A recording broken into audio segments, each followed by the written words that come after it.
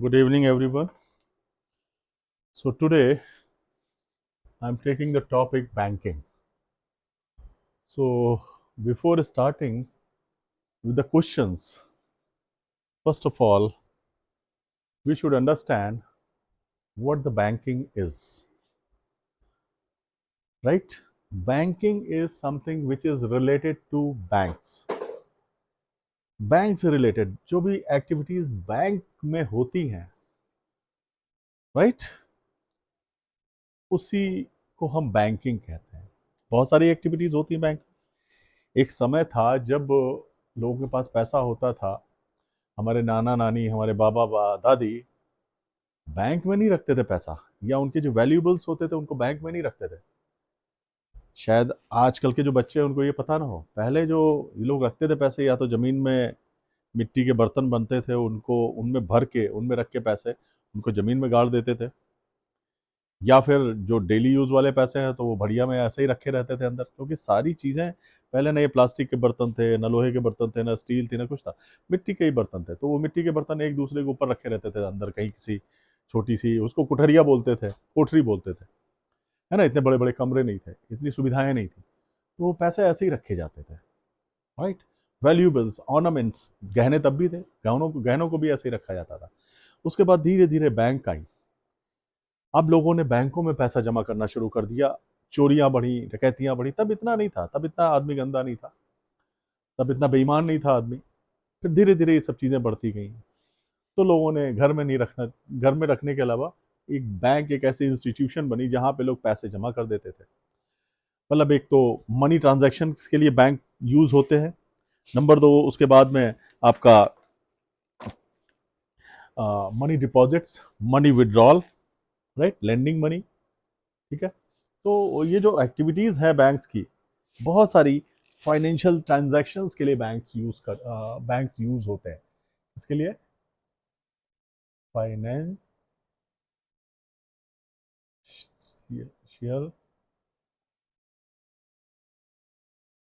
Transactions जो कि bank में परफॉर्म होते हैं, बैंक में होते हैं। तो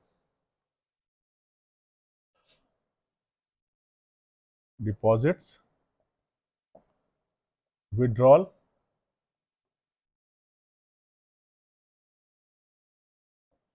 विड्रॉल भी होता है, पैसे निकालना है, पैसे जमा करेंगे, जब जरूरत पड़ेगी तो हम निकालेंगे भी पैसे। तो मतलब बैंकिंग में ये मनी डिपॉजिट्स भी है। और बैंक के पास में बहुत पैसा हो जाता है, क्या होता है, बैंक पैसा लोग जमा कर रहे हैं, बहुत पैसा जमा रहा हो, बैंक कहाँ रखेगी ये पैसे, तो बैंक क्या करती है, लेंड कर देती है पैसे। हमारे पास पैसा है, हम घर में नहीं रख रहे हैं, हमने जमा कर दिया बैंक। ऐसे बहुत से लोग कर रहे हैं। अब बैंक के पास एक बहुत बड़ा अमाउंट इकट्ठा हो गया। ऐसे भी बहुत से लोग हैं जिनको पैसा जरूरत है, जिनको कुछ अपने बिजनेस में पैसा लगाना है, या फिर कुछ मकान खरीदना है या गाड़ी खरीदनी है, उनको पैसा बैंक से लेना है, तो बैंक उसको लोन दे देती है, उसको लेंडिंग कहते हैं। तो वही पैसा बैंक उनको दे देती है और उनसे एक इंटरेस्ट चार्ज करती है उस पर। ऐसा नहीं बैंक कोई काम फ्री में कर रही है। बैंक अगर आपको लोन दे रही है, पैसा उधार दे रही है, तो उस पर एक इंटरेस्ट चार्ज कर रही है। अगर आप 4,000 रुपये बैंक से ले रहे हो, तो 4,000 के ऊपर वो 4,000 वापस नहीं ले रही, धीरे धीरे ले रही जरूर, लेकिन 4,000 से कुछ पैसे ज्यादा ले रही, जिसको कि हम इंटरेस्ट बोलते हैं बैंक में। तो ये भी बैंक करती है। अब बैंकों में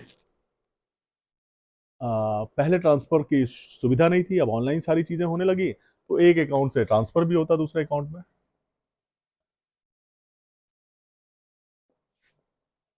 of funds from one account to other, दूसरे अकाउंट में ट्रांसफर करते हैं। ये भी एक हो गई। एक लॉकर की हो गई फैसिलिटी, है ना।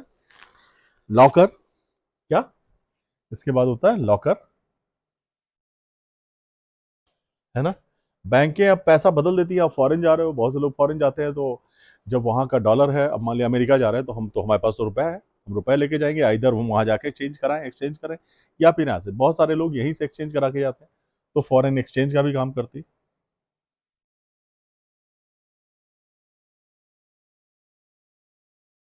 ट्रेवलर्स चेक दे देती है। ट्रेवल कर रहा आदमी कैश नहीं लेके चल चल सकता है, तो उनको ट्रेवलर्स चेक दे दिया, ठीक है।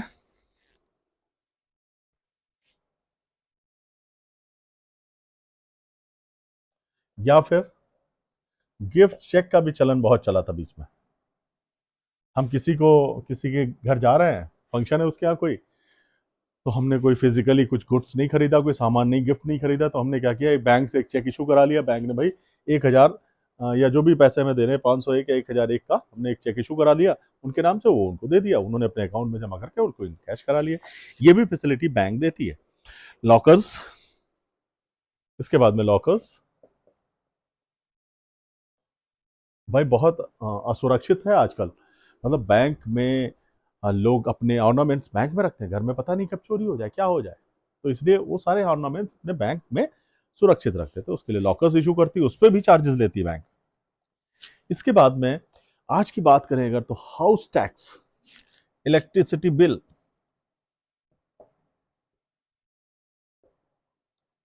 बिल्स, स्कूल फीस, है ना, taxes, different taxes, house tax, income tax, ये सारे बैंक के थ्रू जाते हैं। तो इन सबके लिए भी बैंक यूज की जाती है, इनके सबके लिए भी बैंक यूज होती है।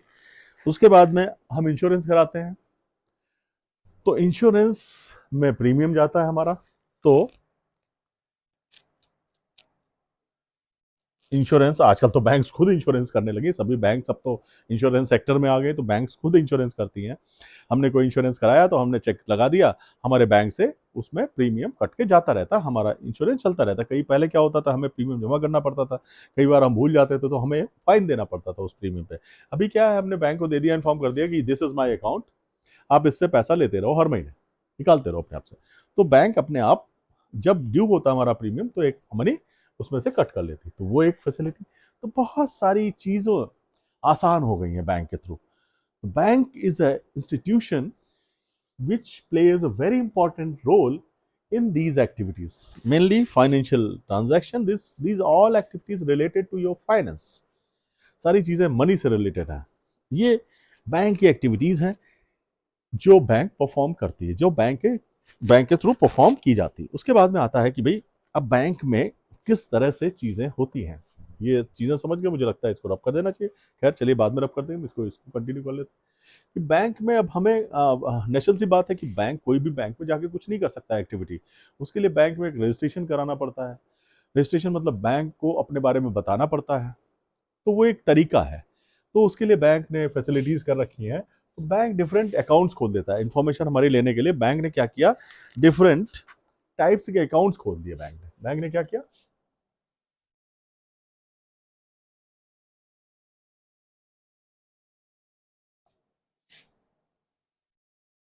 बैंक ने कहा भाई हम हमसे अगर जुड़ना है तो अपना अकाउंट खुलवा के हमें। तो एक तो पहला नंबर जो कोई भी खुलवा सकता है, that is saving bank account. Account इसको शॉर्ट में बोल देते हैं। नंबर दो, करंट। करंट अकाउंट जैसे कोई बिजनेसमैन है, उसने अपनी फर्म का अकाउंट खुलवाना है ना। कोई भी इंडिविजुअल अपना सेविंग अकाउंट खुलवा सकता है। कोई बिजनेस कर रहा है, कोई दुकान के नाम से अकाउंट खुलवाना चाहता है, कोई कंपनी के नाम से अकाउंट खुलाना चाहता है, तो उसका वो करंट अकाउंट के नाम से अकाउंट खोला जाता है। उसके बाद में आता है फिक्स्ड डिपॉजिट्स। नंबर तीन होता है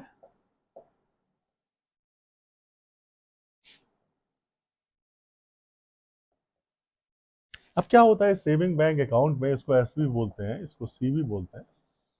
तो सेविंग बैंक अकाउंट में जैसे कोई किसी की सैलरी है, उसमें आ रही बराबर हर महीने 8,000 रुपये आ रही, 10,000 रुपये आ रही, मान लिया उसमें से 5,000 रुपये खर्च हो गया, 5,000 रुपये ऐसे ही पड़े रहते। तो बैंक कहती है भाई अगर आप हमारे को ये श्योर करो, बैंक को भी पता होना चाहिए ना कि उसके पास कितना पैसा कितने दिनों तक है।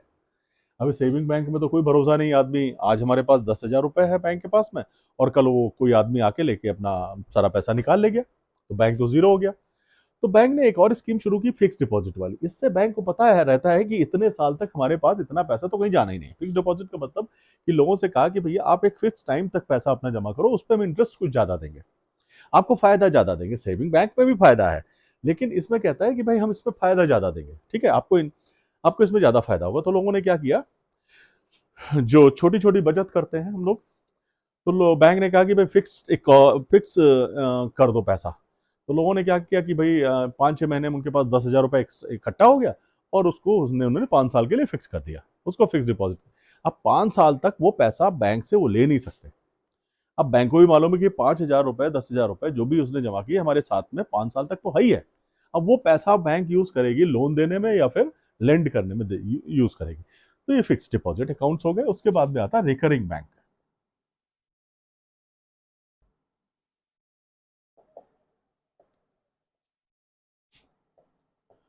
या इसको क्यूमुलेटिव भी बोलते हैं।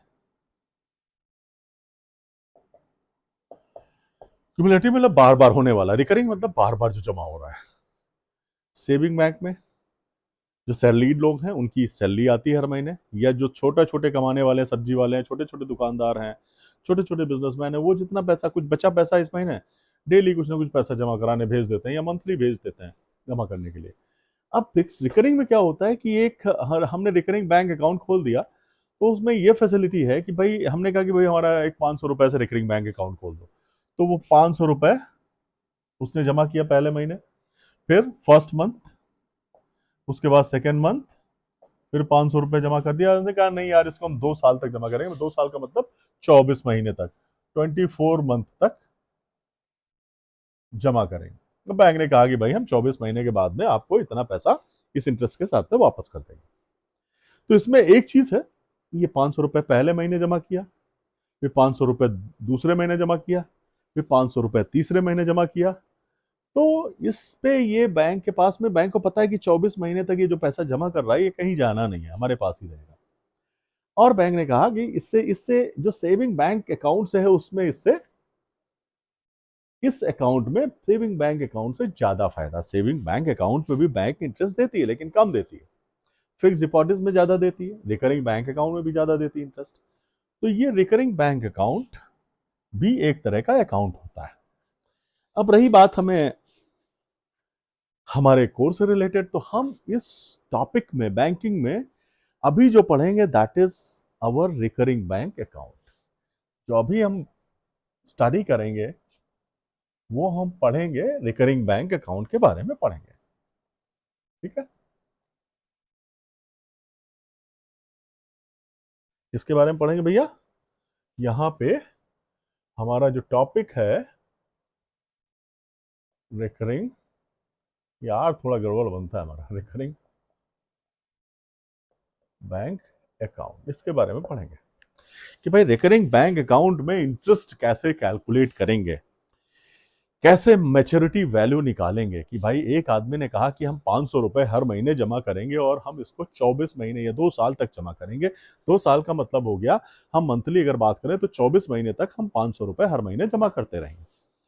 अब आदमी कह रहा भैया हमको कितना पैसा मिलेगा जब हमारा टाइम पूरा हो जाएगा, तो हमें कितना पैसा मिलेगा।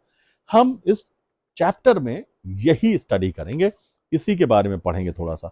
ठीक है, अब जो बात आती है, इससे पहले कि हम आगे बढ़े, कुछ कीवर्ड्स हैं उनको हम पढ़ लें। तो एक एमवी, तो ये है मैच्योरिटी वैल्यू। ठीक है, ये एमवी है, मैच्योरिटी वैल्यू है। और एमपी भी होता है एक, maturity period.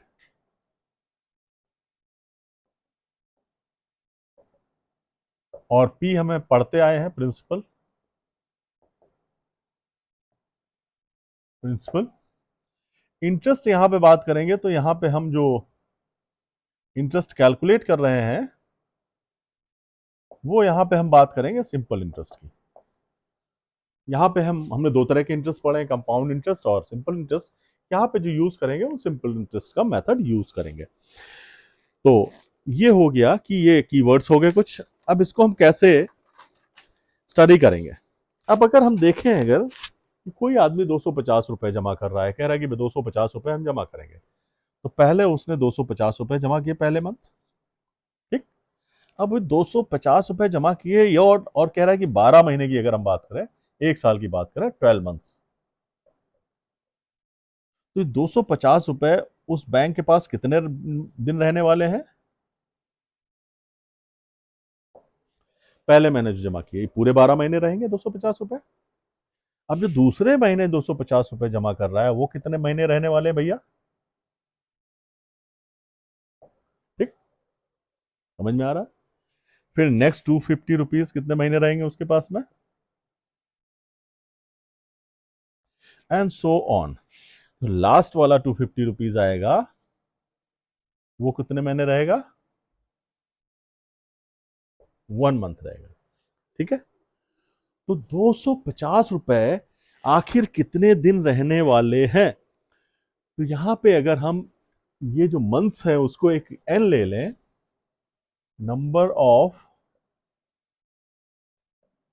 Months is equal to N ले लें, ठीक है, एन ले लें, तो इसको हम इक्विवेलेंट प्रिंसिपल निकाल लेंगे कि भाई किस अमाउंट पे किस प्रिंसिपल पे हम इंटरेस्ट कैलकुलेट करेंगे। तो पहले तो हम सम कर लेते हैं, 12 plus 11 plus 10 plus 9 plus 8 and so on, है ना। ये हो गया आपका, ये पूरा हो गया। और अगर हम इसको देखें तो ये जोड़ेंगे अगर इसको हम, तो क्या हो जाएगा, इस तरह से अगर हम इसको जोड़ ऐड करेंगे और इसको हम कहें कि भाई अगर हम इसको उल्टा लिखें, एक महीने के लिए 1 plus 2 plus 3 plus 4 and so on up to N, N तक अगर ले लें तो ये फॉर्मूला निकल के आता है एन इंटू एन प्लस 1/2। मतलब इन संख्याओं का सम कितना होगा, एन इंटू एन प्लस 1/2। मतलब जो प्रिंसिपल कैलकुलेट होगा वो कैसे कैलकुलेट होगा, प्रिंसिपल हमारा पी है, मतलब 250 है, 250 का अगर इक्विवेलेंट प्रिंसिपल की प्रिंसिपल हम कैसे किस किस अमाउंट पे इंटरेस्ट निकालेंगे, तो हमें प्रिंसिपल पता होना चाहिए। प्रिंसिपल हमारा 250 रुपए है, टाइम कितना है हमारा, टाइम ये हो जाएगा, time is N into N plus 1/2 हो जाएगा। और सिंपल इंटरेस्ट का फॉर्मूला हमने क्या पढ़ा था भैया, ये तो हम पढ़ चुके हैं पहले, खूब निकाला होगा सिंपल इंटरेस्ट, उसी फॉर्मूले को यूज करेंगे। तो यहाँ पे एस आई जो है इंटरेस्ट है, इंटरेस्ट इज इक्वल टू क्या था, P into R into T upon 100 हुआ करता था। पी यहाँ पे पी ही है, प्रिंसिपल हमने पी ही लिया है। अब टाइम रेट को हम बाद में लेंगे, टाइम कितना है, एन इंटू एन प्लस 1/2। ठीक, रेट जो नॉर्मली होती है यहाँ पे, रेट जो होती है पर एनम होती है। रेट क्या होती है, रेट जो नॉर्मली दी होती है पर एनम दी होती है, मतलब पर ईयरली दी हुई होती है रेट। ठीक है, ये फॉर्मूला हो गया, ये तो टाइम हो गया। अब रेट कैसे निकालेंगे, अगर रेट हम ईयरली कैलकुलेट कर रहे होते तो हम फिर आर को आर ही लेते। अब यहां पे जब हम लेंगे आर, तो हम अपान और अपान 12 ले लेंगे। रेट रेट परसेंट होती है, तो ये 100 ऑलरेडी है यहाँ पे, तो ये हो गया फॉर्मूला हमारा। तो इससे क्या फॉर्मूला बना, normally P into N plus N, N into N plus 1/2 into 12 into 100 into R, या R/100 कर देते हैं अलग, R/100। ये हमारा फॉर्मूला बन गया किसका, इंटरेस्ट का।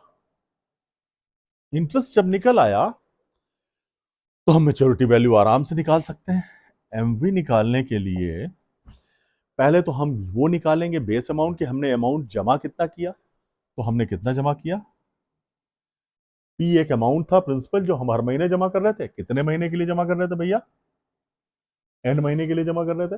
एन की वैल्यू 12 हो सकती है, 24 हो सकती है, 32 हो सकती है, कुछ भी हो सकती है, और प्लस इंटरेस्ट, मैच्योरिटी वैल्यू ये आ जाएगी। ये हमारे दोनों फॉर्मूले, इन्हीं पे बेस्ड हम क्वेश्चंस करेंगे। ठीक है, कुछ क्वेश्चंस ले लेते हैं भैया। क्वेश्चंस हम फिर वही हमारी एमएल अग्रवाल है उसी से लेंगे। पहले कोई एग्जांपल ले लेते हैं एक। तो एग्जांपल क्या है भाई, कह रहा Katrina open a recurring bank deposit account with a nationalised bank for a period of 2 years। तो फिर से हमारा तरीका वही है, हमारे तरीके में कोई चेंज नहीं है। हमने बार बार कहा है, जब भी क्वेश्चन करो हमेशा right what ever is given, वो सब कुछ लिख लो जो दिया हुआ है। ठीक, उससे क्वेश्चन समझने में आसानी होती है। तो लिख लेते हैं क्या दिया वो भैया। एक कैटरीना है कह रही, जो for a period of 2 years, 2 साल के लिए, टाइम जो है 2 years इज इक्वल टू, इसको मंथ्स में लिख लेंगे, यहां पे ये काम करना है, ठीक। तो यहां पे अगर वैल्यू की बात करें तो टाइम एन यहां से रिप्रेजेंट करते हैं 24, पहली चीज हो गई। दूसरी चीज, बैंक पे कर रहा रेट पर एनम, रेट तो आ रही है, आर इज इक्वल टू कितनी है, 6%, 6% पर एनम का मतलब समझते हो, ईयरली। रेट ईयरली है तभी 12 नीचे आया, कि यहाँ पे बात हो रही मंथ की, तो इसलिए हमने 12 से डिवाइड किया है वहां पे। ये चीज समझने वाली है यहाँ पे, क्योंकि पहले ऊपर वाले फार्मूले में कहीं 12 नहीं है, क्योंकि तब ईयरली रेट कैलकुलेट करते थे सिंपल इंटरेस्ट में। यहाँ पे रिकरिंग डिपॉजिट है, यहाँ पे मंथली डिपॉजिट हो रहा है, तो हम रेट को डिवाइड करेंगे। इसको यहाँ भी हम कर सकते हैं मंथली, अगर यहाँ पे हमें पर मंथ निकालना होगा तो 6/12 करना पड़ेगा हमको, लेकिन हम उसको फार्मूले में ही हमने कर लिया। फार्मूला हम याद कर सकते हैं, फार्मूले को समझ के याद करेंगे तो ज्यादा अच्छा रहेगा, कि भाई फार्मूला तो डेराइव तो वहीं से हुआ, पीआरटी से ही हुआ है। अब वहां पे 12 कैसे आ गया, पी तो पी है, time N into N plus 1/2 हो गया। उसके बाद में रेट ही तो चेंज हो रही है, अपना 100 तो पहले से ही है, R/12 हो गया। तो वो यहाँ पे भी कर सकते हैं और उस फार्मूले में ही हम कर सकते हैं। तो यहाँ पे हमने पर एनम ले लिया। उसके बाद क्या दिया हुआ, मंथली इंस्टॉलमेंट इज 1000, कह रहा है कि भैया 1000 रुपए जमा कर रहा है, मतलब प्रिंसिपल कितना है, ₹1000, ठीक। कह रहा है interest earn in 2 years, interest निकालना पहले। नंबर 1 क्या निकालना है, इंटरेस्ट के लिए क्या फॉर्मूला है, वही फॉर्मूला लगा दो, P into N plus 1/2 into 12 into R/100, इस तरह से कर सकते हैं फॉर्मूला, ठीक। अब हम इसको निकाल लेते हैं। P कितना है हमारा, 1000 इंटू एन कितना है 24 प्लस 1/2 इंटू 12 इंटू रेट कितनी है 6%/100, ठीक। 1 0 1 0, 2 0 इससे चले गए, 12 दूनी 24 यहां से चला गया, तो कितना आया 25 इंटू 6, इंटरेस्ट कितना आ गया 150 रुपीज इंटरेस्ट आ गया, ठीक है। ये हमारा पहले क्वेश्चन का आंसर हो गया। एक मिनट देखना पड़ेगा क्या हमने कुछ गलत किया है। एक एकदम से याद आया, 1 0 यहां पे भी बचा था, 1500 रुपए इंटरेस्ट आया, ठीक है। अब इसके बाद बात करते हैं, तुम्हारा इंटरेस्ट आ गया 1500 यूजिंग द फॉर्मूला। अब कह रहा है कि भैया दूसरा क्वेश्चन था मेच्योरिटी वैल्यू, तो हम भी निकाल लेते हैं second part. Maturity value MV is equal to, मैंने बताया था, P into N plus I. P कितना था 1000 रुपीज, इंटू एन कितना था 24 प्लस 1500, मतलब 24,000 प्लस 1500 का मतलब आ गया रुपीज 25,500 रुपए is the final maturity amount. This is all about the question. Simple सा क्वेश्चन होता है, कोई इसमें कारीगरी नहीं, सिंपल सा कैलकुलेशन। कैलकुलेटिव एप्टीट्यूड हमारा इंप्रूव हो, इसलिए ये सब पढ़ाया जाता है। आगे जब हम लोग कहेंगे इसका यूज क्या है, तो हमें बहुत कैलकुलेटिव होना चाहिए जीवन में। हम आगे कहीं भी किसी कुर्सी पे बैठेंगे जाके, कोई भी हमें जिम्मेदारी मिलेगी, कोई भी रिस्पॉन्सिबिलिटी हमको मिलेगी, मान लिया हम डीएम हो गए या एसपी हो गए, तो हमें अगर कोई कैलकुलेशन करना है, डेटा हमारे सामने आता है, अब हमें एक परसेंट निकालना है या फिर इंटरेस्ट कैलकुलेट करना है, तो ज़रूरी नहीं एक अच्छा जो अधिकारी, अच्छा जो मैनेजर होता है, तो उसको ये सब चीज़ें आनी चाहिए, बहुत ही कैलकुलेटिव होना चाहिए उसको। जो मैथमेटिकल एप्टीट्यूड है वो बहुत ज़रूरी है। रीज़न क्या है, अब एक कैलकुलेशन, एक परसेंटेज निकालने के लिए वो अपने सबॉर्डिनेट को बुलाएगा, या आओ भैया जरा निकाल दो आगे, क्यों?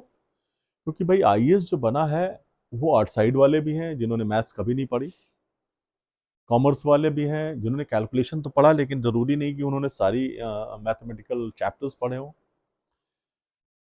तो हाँ, जो क्लैरिकल ग्रेड होता है वो एग्ज़ाम जो देता है उसमें अर्थमेटिक का एक ज़रूर पेपर होता है, रीजनिंग का पेपर होता है, तो उनकी जो एनालिटिकल एप्टीट्यूड है या कह सकते हैं कैलकुलेटिव एप्टीट्यूड है वो बड़ी अच्छी होती है, तो वो इन सब चीज़ों में बड़े अच्छे होते हैं। तो ये चीज़ें ध्यान में रखनी है, तो इसमें इसीलिए ये सारे सब्जेक्ट्स हमको पढ़ना ज़रूरी है, टॉपिक्स पढ़ना ज़रूरी है। खैर ये आगे की बातें हैं, आगे इनको हम समझेंगे। इसके बाद में हम एक आधा क्वेश्चन और लेते हैं भाई।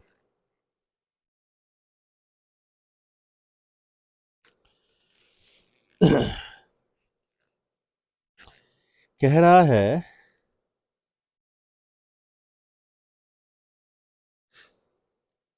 Mohan deposits 80 rupees per month in a cumulative deposit account for 6 years. अब 6 ईयर्स की बात आ गई, एक क्वेश्चन और लेते हैं।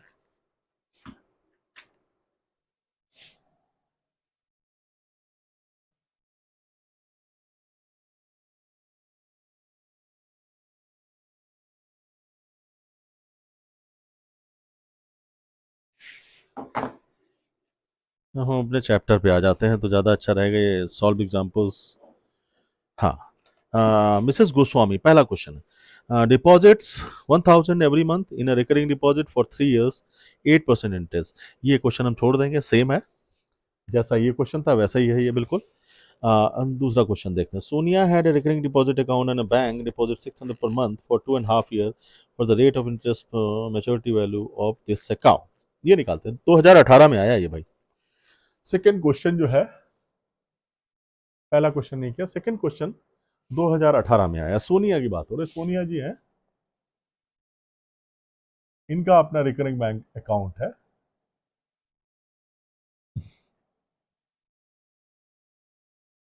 क्या कह रही है ये, कितना जमा कर रही है?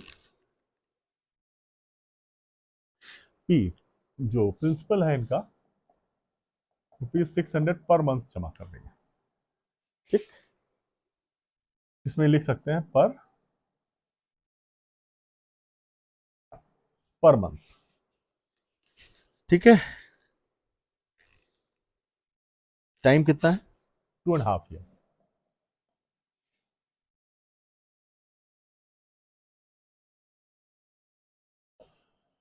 इसको मंथ में कन्वर्ट करना होगा। 2 साल में कितने महीने हो गए भैया? 12 दूनी 24, और आधे साल में 6, कितने महीने हो गए? ये बहुत जरूरी चीजें हैं। 30 मंथ्स हो गए। Rate of interest again, here is 10% per annum है। ठीक है, फार्मूला हमें रटा हुआ है, using the formula, using the formula. क्या फार्मूला भैया? I is equal to P, principal है, into time, N into N plus 1 upon 2 into, आप 12 ले सकते हो, इंटू आर अपॉन 100 अलग कर सकते हो या एक साथ कर सकते हो, वट एवर। पी कितना है? 600 है। एन कितना है? 30 है।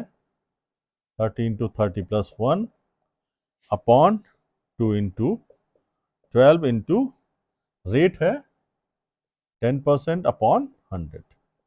एक जीरो यहाँ से चला गया, एक जीरो इसका भी साफ कर दो, इस जीरो का बहुत ध्यान रखना है, पिछली बार भी हमने गड़बड़ किया था। अब 12, और तो इसको कर लेते हैं, 2 6 12, और 2 से 15 चला गया। ठीक है, 6 से 6 चला गया, 10 आया, 2 से 5 हो गया, तो कुल मिला के आया, कुछ और तो बचा नहीं है। 5 और इंटू 5, 75 इंटू 31, ये 31। कर लेते हैं इसको मल्टीप्लाई, मल्टीप्लाई कर लेते हैं इसको भैया, करो। इसको लिख के करना पड़ेगा। 31 की टेबल मुझे नहीं आती।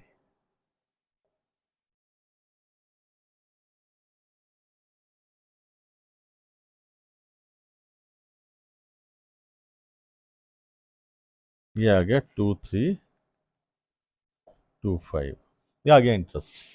तो मैच्योरिटी वैल्यू कितनी हो जाएगी भाई?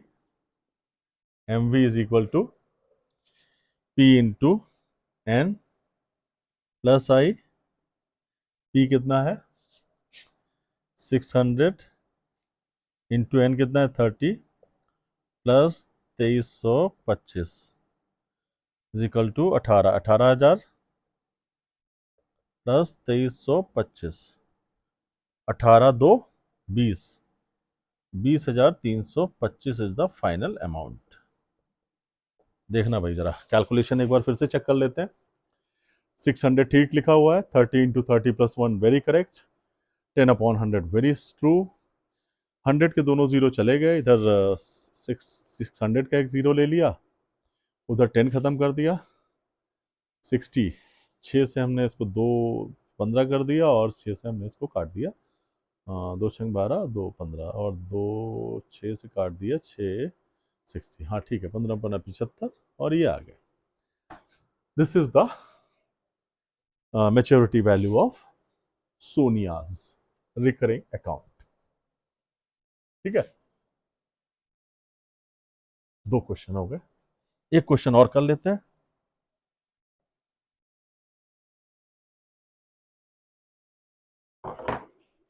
एक क्वेश्चन और करते हैं, एक क्वेश्चन और लेते हैं। Kiran deposit 200 per month, 36 month in a bank, recurring bank account. If the bank pays interest at the rate of 11%, find the amount that she gets on maturity. 2012 में आया है ये, ठीक है, ये सेम क्वेश्चन है। यहाँ पे मंथ में कन्वर्ट करने की जरूरत नहीं है, मंथ के फॉर्म में दे दिया है। Hanif has a cumulative bank account and deposits 600 per month in a period of 4 years. If he gets 5,8 as interest at the time of maturity, find। ये क्वेश्चन करते हैं ना, थोड़ा सा ट्विस्ट कर दिया क्वेश्चन, ठीक है। 600 पर मंथ जमा कर देंगे, तो हमारा प्रिंसिपल कौन सा क्वेश्चन है भैया? फोर्थ क्वेश्चन, थर्ड मैंने छोड़ दिया, फोर्थ क्वेश्चन कौन सा अब है? हनीफ है, हनीफ साहब का अकाउंट है, ठीक। प्रिंसिपल ये पर महीने जमा कर रहे हैं 600 रुपीज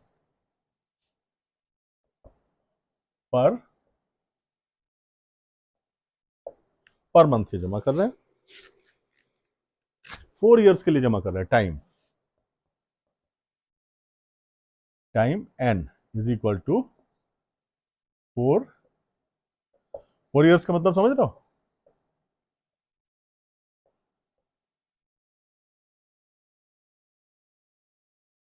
48 मंथ्स। हम इनको ये बता दिया कि भाई आपका इंटरेस्ट जो है मैच्योरिटी पे, इंटरेस्ट कितना मिल रहा है इनको। इंटरेस्ट इनको जो मिल रहा है वो मिल रहा है 5,880। ये इंटरेस्ट उनको मिल रहा है 5,880 at the time of maturity. Find the rate of interest. हाँ, रेट पूछ रहा है, रेट निकालना, फॉर्मूला वही लगेगा, इंटरेस्ट वाला फॉर्मूला, यूजिंग द फॉर्मूला। भाई अगर इंटरेस्ट दिया है तो रेट निकालना है। पूरे फार्मूले में जितने भी अननोन हैं, जितने भी लिटरल्स हैं, उनमें से किसी एक की अगर वैल्यू नहीं दी है तो निकालेंगे, मतलब बाकी सबकी वैल्यू दी होनी चाहिए, पता होनी चाहिए। एक की अगर नहीं दी है तो हम निकाल लेंगे। कैलकुलेशन फॉर्मूला लिख लेते हैं, principal into N plus 1 into R upon 100। पढ़ने में आसान रहता है थोड़ा सा, अपॉन 2 इंटू 12, यही फॉर्मूला है। इंटरेस्ट की जगह इंटरेस्ट रख देते हैं, पी है 600, टाइम है 48, आर हमें निकालना है 2 इंटू 12 इंटू 100, ठीक। 2 जीरोज हम पहले खत्म कर देते हैं, और 12 कुछ कम कर लेते हैं, इसको थोड़ा छोटा कर देते हैं। 12 की अगर टेबल मालूम है तो 4 बार चौक 48, 12 4 जा 48, 4 आ गया। और इसको भी हम अगर कर लें तो 2 3 जा कर लेते हैं, ठीक है, थोड़ा छोटा हो जाएगा। कैलकुलेशन हम यही करें, थोड़ा ऊपर करते हैं कैलकुलेशन, ये क्वेश्चन तो हो ही गया।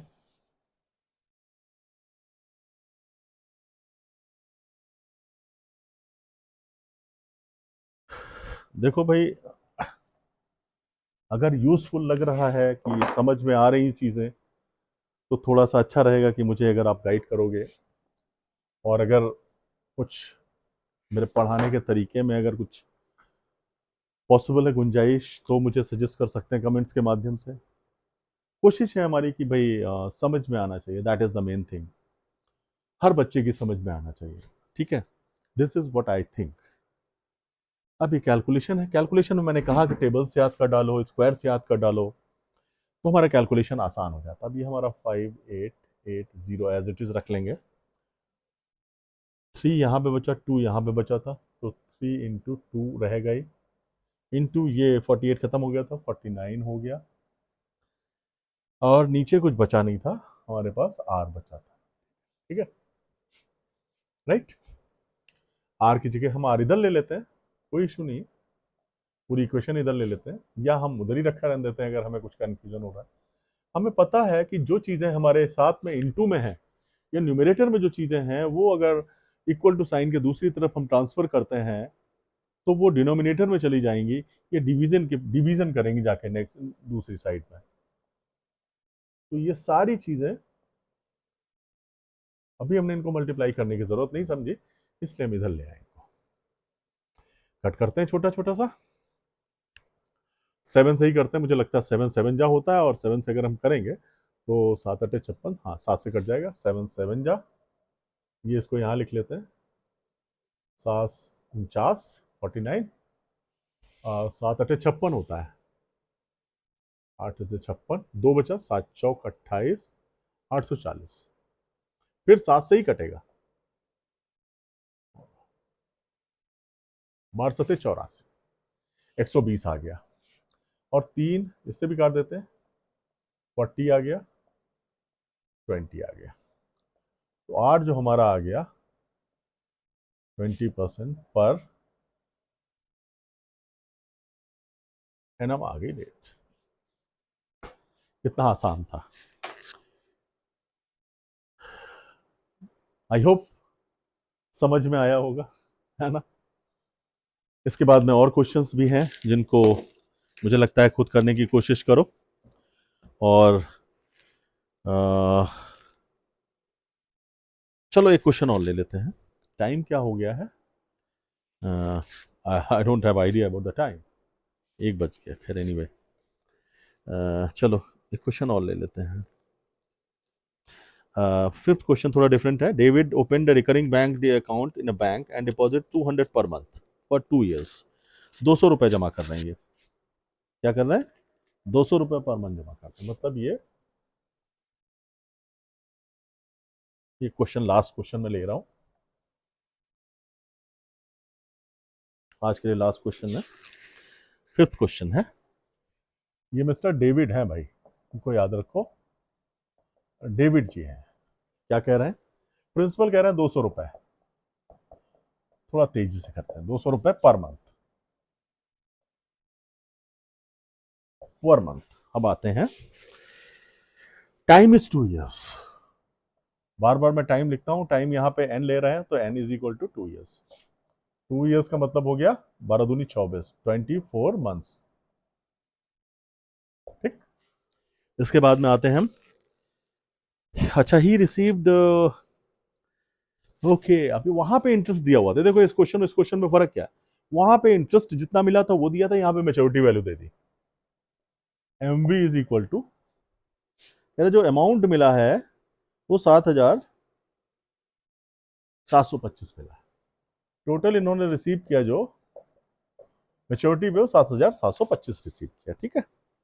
हमारा फार्मूला वही हम निकाल लेते हैं, कर लेते हैं भैया।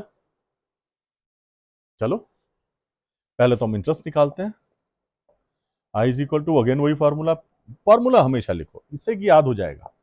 Using formula P into n plus 1 upon 2 into 12 into R upon 100। वही P अपना 200 रुपए है, n इंटू n अपना 24 है, 24 प्लस 1 हो गया, और 2 इंटू 12 हो गया, और इंटू R हमें निकालना है। यहाँ पे भी निकालना आ रही है, बस फर्क क्या हो गया, वहां पे इंटरेस्ट दिया हुआ था, यहाँ पे मेच्योरिटी वैल्यू दी हुई है। यहाँ पे आई नहीं दिया हुआ, आई निकालना है। ठीक, थोड़ा हल्का कर लेते हैं इसको।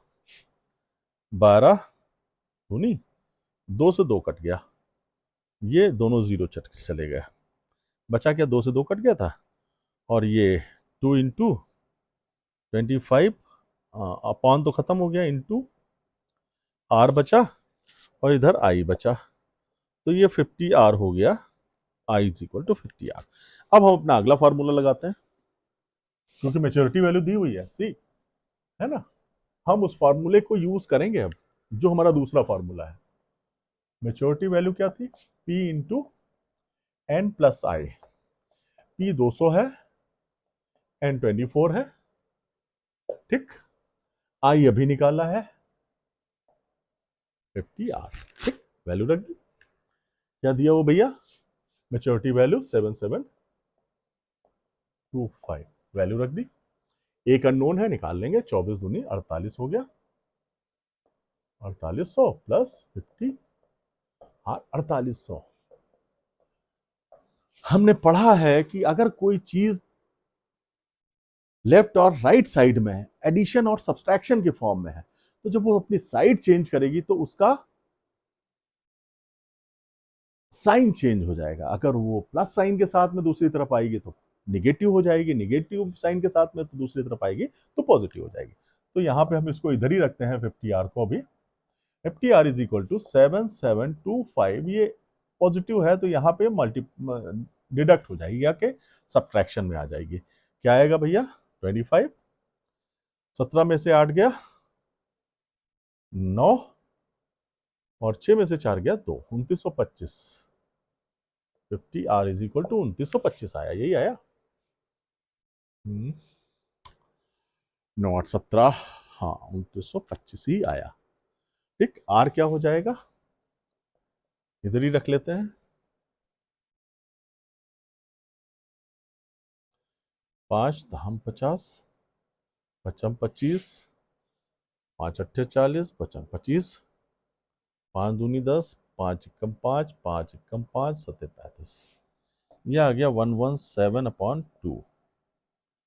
R इज इक्वल टू इतना आया। This implies R is equal to कितना, दो से हम मिक्स फ्रैक्शन में लिख सकते हैं, 2 पंजे 10, 2 8 16, ये कुछ गड़बड़ आ रहा है मुझे लग रहा है, 1/2%। इतना नहीं आना चाहिए, कुछ कुछ कहीं गड़बड़ है शायद। यहाँ हमने सही किया, 2 बचा था, 12 दूनी 24, खत्म हो गया था, 2 बचा था, ये सही था। 24 महीने बिल्कुल सही है, ये हम बिल्कुल सही चल रहे हैं, और ये हमारा 50R आ गया था, 25 इंटू 2, ये 200 था, ये 24 था, 24 से 25, 24 इससे खत्म हो गया, बिल्कुल सही चल रहे हैं, कोई प्रॉब्लम नहीं है। और 24 मंथ है तो 24 इंटू आई, उधर इंटरेस्ट हो गया, 24 दूनी 48, ठीक है, यही आना चाहिए। फिर भी एक बार चेक कर लेते हैं, इतना इंटरेस्ट होता नहीं है इसलिए थोड़ा डाउटफुल लग रहा है। अच्छा सॉरी, हैं, my God, my God, my God, my God, थोड़ा सा गड़बड़ हुआ। ये जो हमारा अमाउंट था ये 300 है भैया, ये हम यहाँ पे लेंगे 300, ठीक है, यहाँ पे लेंगे हम 3, यहाँ पे लेंगे हम 75R। इसको जरा कैलकुलेट कर ले, थोड़ा सा गड़बड़ हो गया, ये हो गया 75R, 75R, 75R, ये 300 है, 24 दूनी 48, ये हो गया 7200, 24 दिए 72, वही मैंने कहा ना, इतना परसेंटेज नहीं आएगा, है ना।